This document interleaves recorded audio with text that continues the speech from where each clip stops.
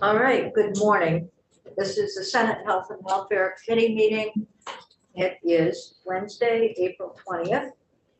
And today we're going to be looking at some bills that we've been working on together. H703, which is the large workforce development bill currently in economic development, and we'll be going through to make decisions about our recommendations on that bill. And then we'll move on to medical debt and financial planning, as well as the opioid response bill and the miscellaneous Department of Health bill. We're starting out with H703, and just as an update, I know we've all been racking our brains about how to proceed and make sure we get things right. We know that there are some professions that aren't included in the bill that we would like included. And so I worked a little bit this morning with Jen Carby, trying to sort out where we could fit in additional funds, for example, for mental health. And so Jen's going to put together a little table for us, and we'll be able to see what it looks like. So that's it. We've also, yesterday, as we started talking, we realized that there are some experts out there in the real world and in VSAC, and we're invited them in to testify in a few minutes, and then also AHEC. So we'll try to circle the wagons on some of how the funding proceeds. I asked Representative Dane Whitman to come in. He reported on the section. Dane, why don't you come up, please? We're just going to spend a couple minutes with you on section 38. Can help us understand what's here, how it got here, and then the funding that's included. Great. Thank you, Madam Chair and members of the committee. For the record, I'm Representative Dane Whitman from Bennington, and I serve on the House Human Services Committee. And basically, want to thank you for your interest in all of this. The section that we're looking at is section 38 of H703, which relates to employment supports for people in recovery. And so would you like me to start walking through, or do you want me to answer questions? I think how it got here is important, and it's covering employment subsidies for folks who are in recovery. So can you talk a little bit about how you see that helping our workforce situation? Yeah, absolutely. So a little bit of context. The governor's recommended budget, as it came to us, included $270,000 for an employment support pilot program based within Turning Point Center of Chittenden County. And what that included was 2.5 full-time FTE, right? 2.5 FTE, which are essentially counselors. So it would be one counselor through Voc Rehab, which would sort of be a one-on-one individual. Another counselor through VABER, which is sort of the more outward-facing entity to placements for an individual. And then the 0.5 FTE is with an organization called Invest EAP, which is an employment assistant program, which is essentially similar to a licensed social worker mentor that stays engaged with the individual over time.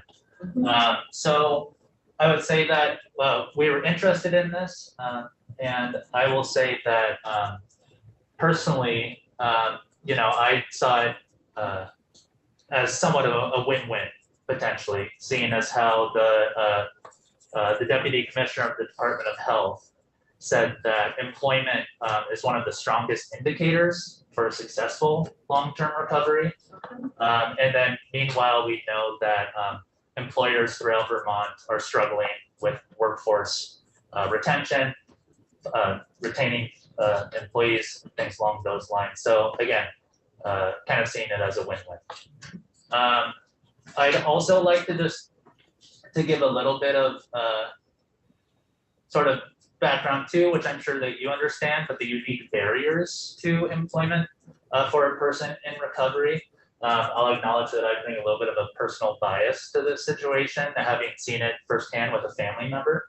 But understanding that a person in recovery may have a drug-related criminal record, may have many years in which they were not employed, so employment gaps on their resumes. So while there may be a help wanted sign outside of a storefront, individual applying may not get a call back, which can be a demoralizing experience and things like that. So this idea of a counselor that can understand those unique challenges, work with an individual through that is sort of the idea that we're looking at. I'd say that for us, the plot sort of thickened when we learned that there was a previous pilot program based at the Turning Point Center of Chittenden County. Yes, which had one FTE, and it was they were employed by the Recovery Center, not necessarily Voc Rehab.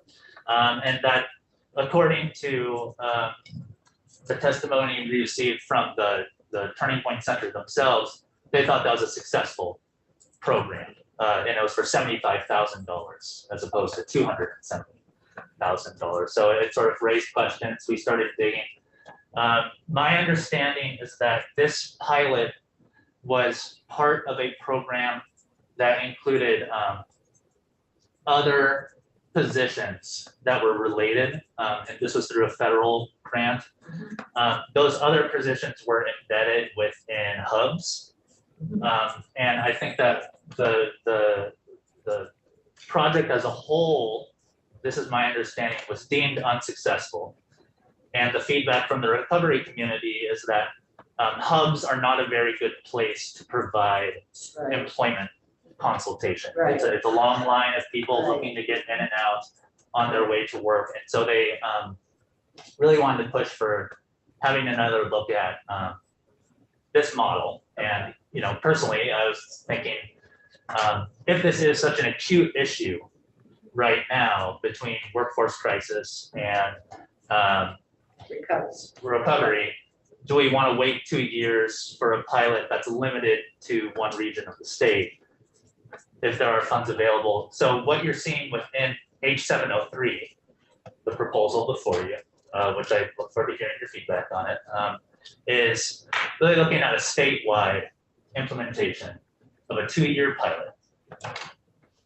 And essentially what this would be is the model that was proposed within the governor's budget of the 2.5 FTE through Voc Rehab in favor would essentially be taken to 2 districts.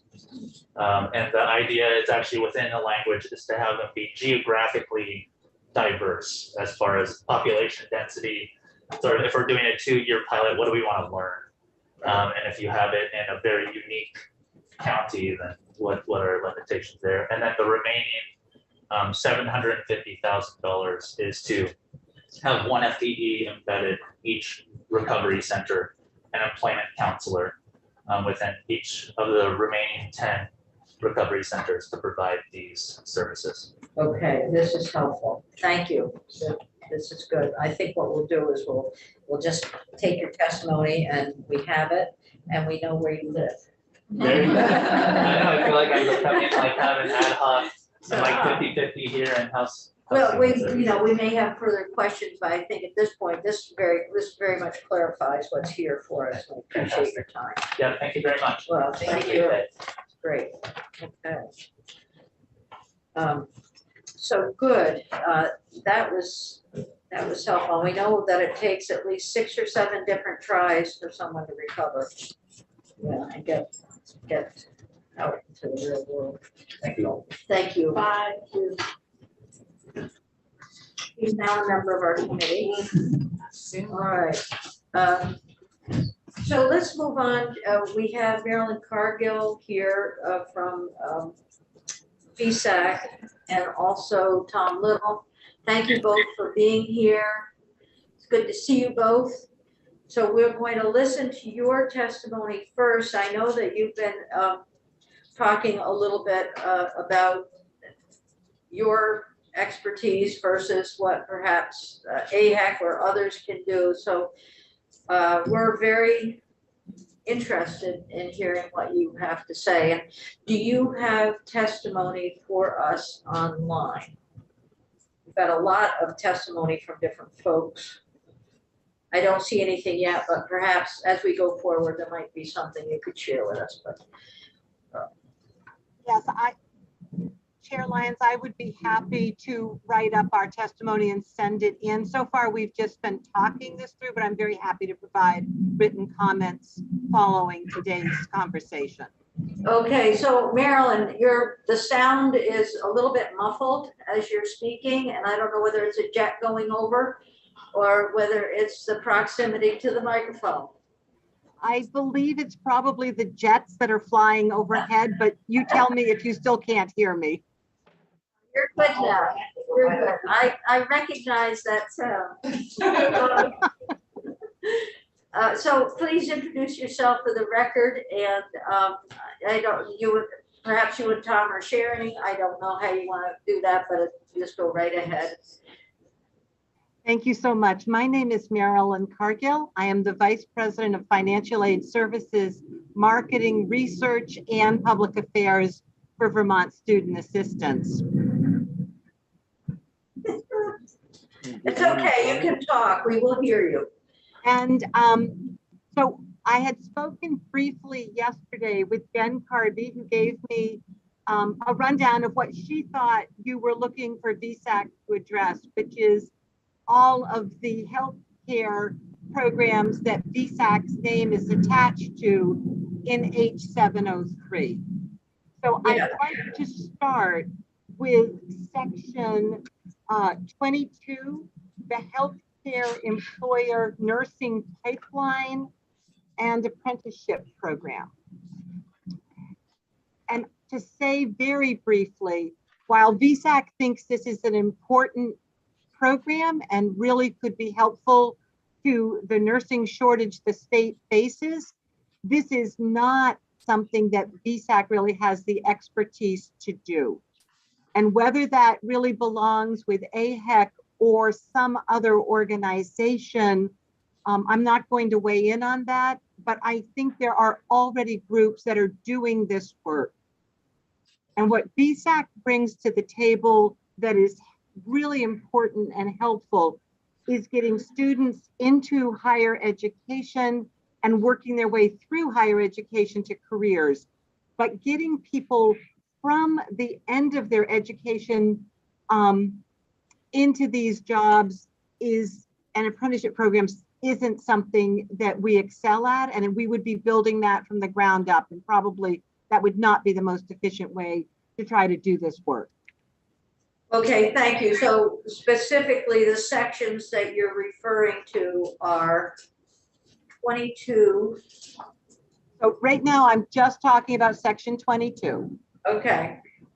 So I thought, okay. Moving on to section 23, the Vermont Nursing Forgivable Loan Incentive Program.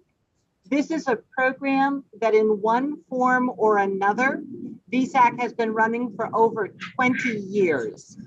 This current version has been around for 2 years, and VSAC very much wants to run this program. I think this is a very important aspect of getting students the funds they need to be going into nursing careers through the education system. And this current year, we have about 98 nurses that are receiving these awards. Over the past 20 years, over 280 students received nursing forgiveness loans, and 86% of them repaid those loans by working in Vermont in a nursing career. So we know this program works, we know it is effective, and the students who did not pay back their loan with their work obligation paid it back in cash as a loan. So this has been a highly effective and efficient program for the state of Vermont. Thank you. This, I can't tell you how helpful this is. Okay, if we, let me see what my next section is.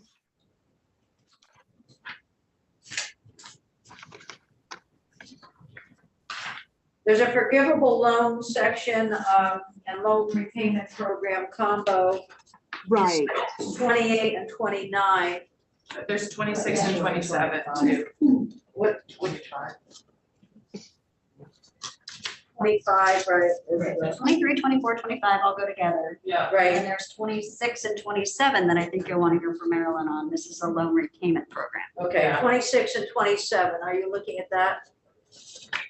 so is the 26 and 27, I'm sorry, is that the loan repayment program for nurses and physician's assistants?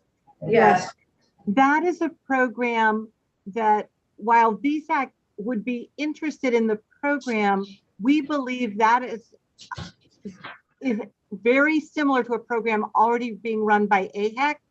And we think it would be significantly more efficient and more effective for the state of Vermont to build on what AHEC is already doing than to have VSAC start something from scratch. that sounds logical.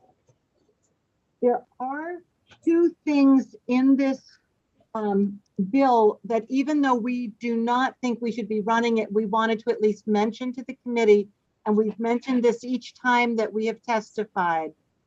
One is that the bill currently speaks to students having to have a certain grade point average. And Yeah, these are people that are actually working already in these fields, and we would suggest that their grade point average really is no longer important. They've been hired and they're actually employed. good.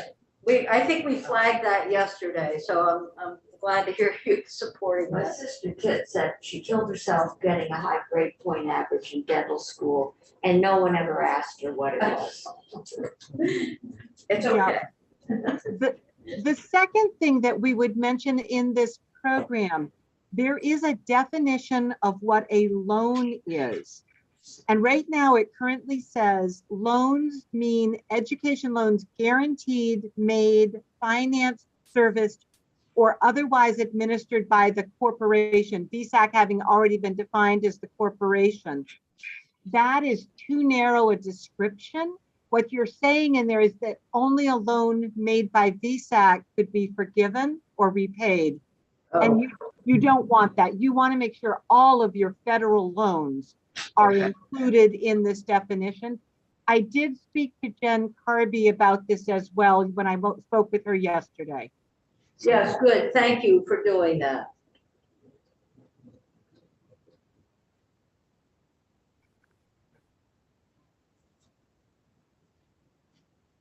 Okay. If I move on to section 28, which is the nurse faculty forgivable loan and loan repayment program. That section is actually combining two entirely different programs into one section and one funding stream. So I just wanted to take a minute and explain that the forgivable loan programs are about incenting students to go into nursing or incenting students to go into nursing education faculty programs. They are about increasing the total number of nurse faculty that we will have to work with. Repayment programs are for people who are already nurse faculty. They are about recruiting and retention. Those are really doing two different things to two different populations. VSAC would be very interested in administering the nursing forgiveness loan program. It aligns completely, I'm sorry, the nursing faculty forgiveness loan program. It aligns completely with the nursing forgivable loan program that we are already running. So there's an efficiency there that the program exists. We would just expand it to include faculty. The one thing we would need to do is somehow divide the money between the two different programs. We would also recommend that the loan repayment program for nurse faculty be considered as an AHEC program, because again, it is my understanding that these align with programs that are already being run by AHEC. Yeah, thank you. And your comment on how to divide the money is something that we're going to be looking at so that there's sufficient funds in each of these. We have other funds that are in the bill that we may be able to move around a little bit to help with each of these. So, but thank you. Is there I know with your experience that you've had over time, you believe that there's sort of a minimum amount that should be available for one or both of these programs? I know it could go sky high, but That's right. I hesitated to ask that question, but any thoughts you have would be helpful. What I would suggest is that if we are trying to cover full tuition as we do with the nursing forgivable loan program, so if that program right now covers full tuition up to UVM, so that is about a $16,000 tuition charge. So if you think about it from that perspective, even if you have $160,000 in the forgivable loan program, you're talking about helping about 10 nursing faculty students. So that's, I think, is as close as I can get you to a number, is that you're going to need somewhere in that vicinity. And I have to be honest and say, I haven't checked with the nursing faculty schools to say, what is the tuition for these students? That may be something that Liz knows. And so that might be something to ask her. But I think the question is, how many students per year do we want to be sure are agreeing to work in Vermont following the completion of their program? And then the tuition figure times that number is the dollar amount that you'd be looking for. Okay, thank you. That is very helpful. Last but not least, I okay. think one quick question on that. Go ahead. And then Tom Little, did you want to add before the question, Tom? And you're muted. I do, Madam Chair. I think that in section 28, where it combines the forgivable loan program and the loan repayment program, it appears to apply the grade point average requirement to both. And it may only make sense to apply that to the forgivable loan side, which is where the participant is actually in the process of about to or going through school. And it makes some sense to have a GPA requirement there. I don't know that that's mandatory, but likewise, the VSAC only loan requirement applies to both of those, and it may only make sense to apply that to the forgivable loan part. You want to add anything to that, Marilyn? Yeah, I don't think we need the restriction. We don't need to talk about the VSAC loan side in the forgivable loan program at all.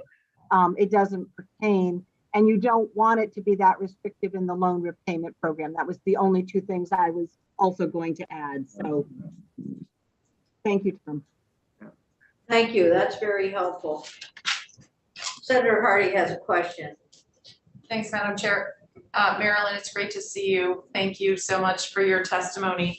And also for bringing up the GPA. We brought that up yesterday when we talked, and how it's inappropriate and unnecessary. And it reminded me of the last time we worked together on a program.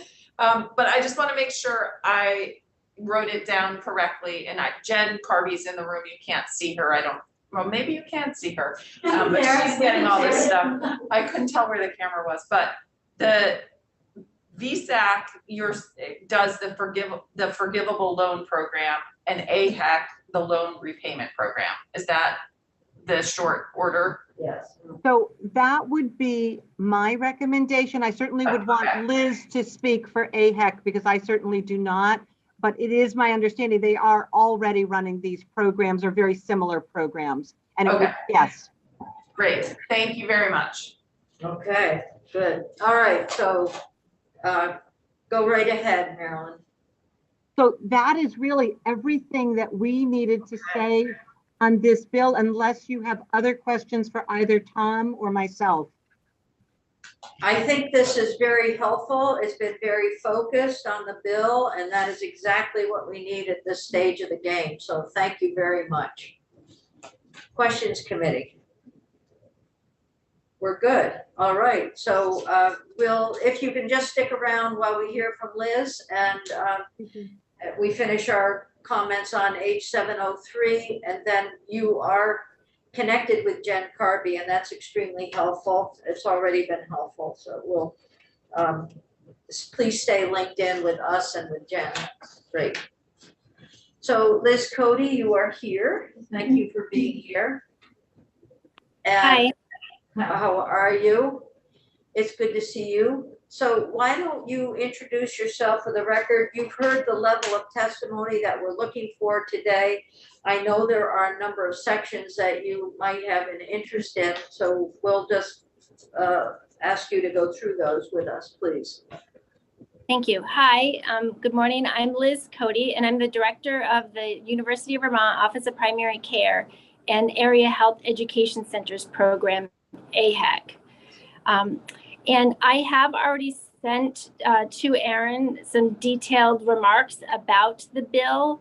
And many of those remarks align with what we just heard from the VSAC perspective from Marilyn. I have gone through the bill and looked at the various incentive programs, loan repayment and loan forgiveness.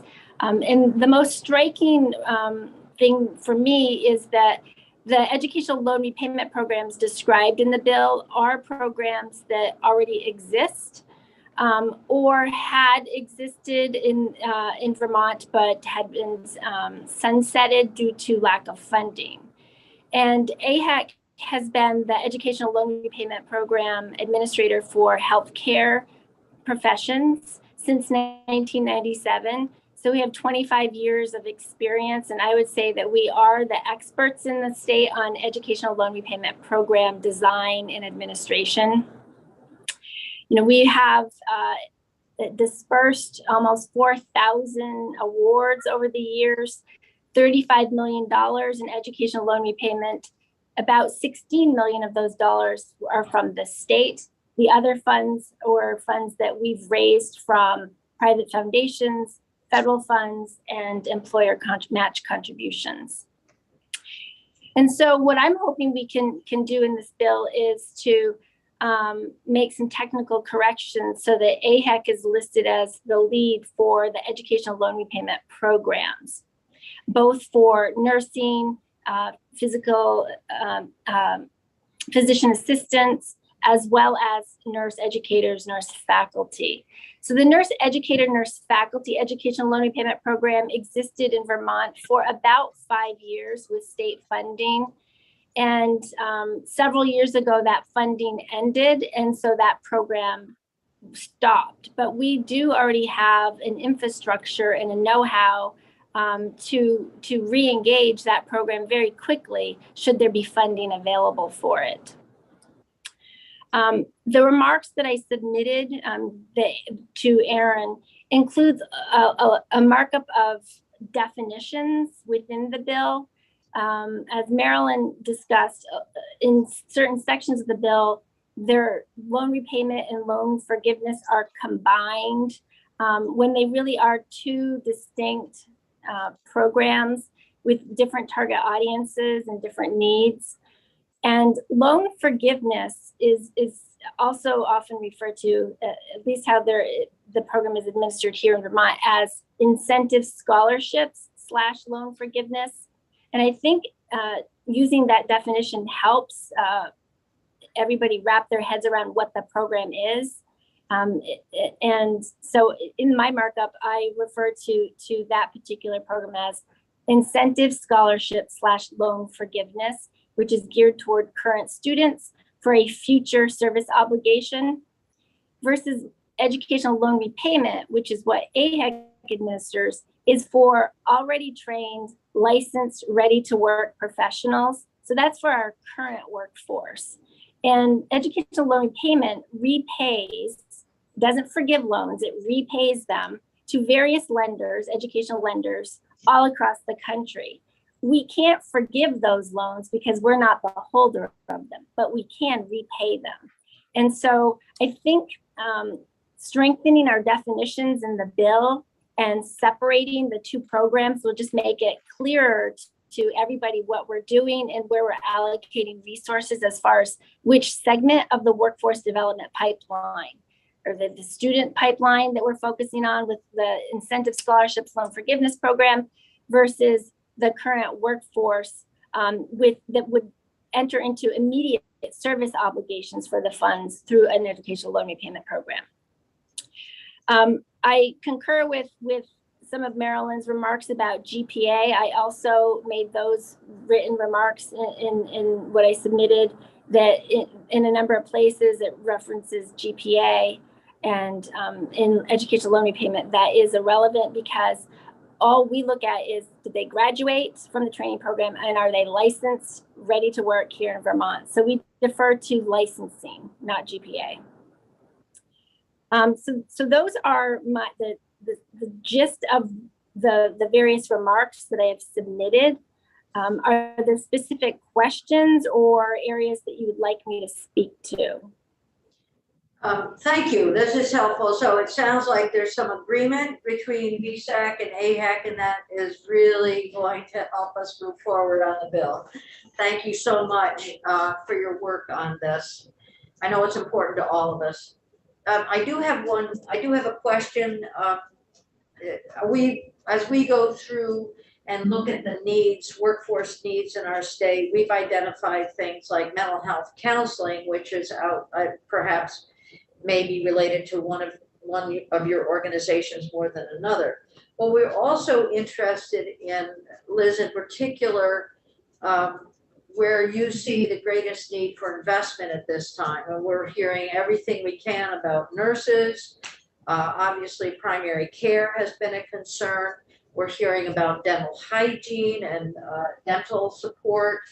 And just your thoughts on some of the priorities that you're seeing for workforce, just from where you sit, because you have so much experience in this.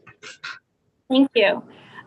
So currently the educational loan repayment programs that we administer are focused on physicians, nurse practitioners, physician assistants, dentists, and with nurses it's RNs, LPNs, and APRNs. So there, in all of those categories, there's ongoing need and ongoing workforce shortages. So continuing to include those and focus on those professions is important. But it's been interesting since the COVID-19 pandemic. This is anecdotal, but we are hearing from employers, healthcare employers, that there is this increased shortage in support roles within practices that we were not hearing prior to the pandemic. And it's everything from office staff to medical assistants to scribes, and so phlebotomists. And so I think that we need to maybe broaden our focus a little bit and ensure that we're including those and hearing from the employers what's happening in the workforce, because it is a new trend that we're hearing about. But we've even heard some employers who have suspended their search for a new physician or a new nurse practitioner or PA because they don't have the supporting roles, the support systems, the staffing needed to support those clinical roles. That's a big deal. And so we need to think about how we might best address those things. Dental hygiene is another area that we may want to look at expanding related to the dental incentives that we do, oral health incentives. And The other area of interest or exploration where we need some more information is related to the naturopathic physicians. They currently are not included in these programs. They do deliver primary care services, so I think that that's an area that's ripe for exploration. And the last one that I'll mention is general surgeons. Right now, most of our medical professions incentive programs are focused on primary care by design, by legislative charge. But there is a national shortage, a national competition related to general surgeons. And so we may want to explore expansion into that area as far as incentive recruitment and retention programs. Okay, that's a never-ending list. Thank you. And so have you heard about laboratory folks as well, or is that something that sort of outside of the? That has come up some, but I really can't speak to that in detail. I'd need to research it a little bit more. Okay, well, thank you. This is very helpful. Questions for Liz? All right.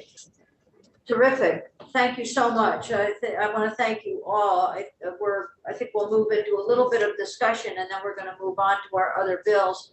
If there's anything else that Marilyn, you or Tom, I saw you're unmuted. Did you want to add? Just wanted to be able to thank you for the committee's work. We're working. Thank you. Thanks so much. So what we'll do is we're going to just take a quick 2-minute break, 3-minute break, and then we're going to come back and have a short discussion on the bill and then move on to 287. So we'll just go off for 5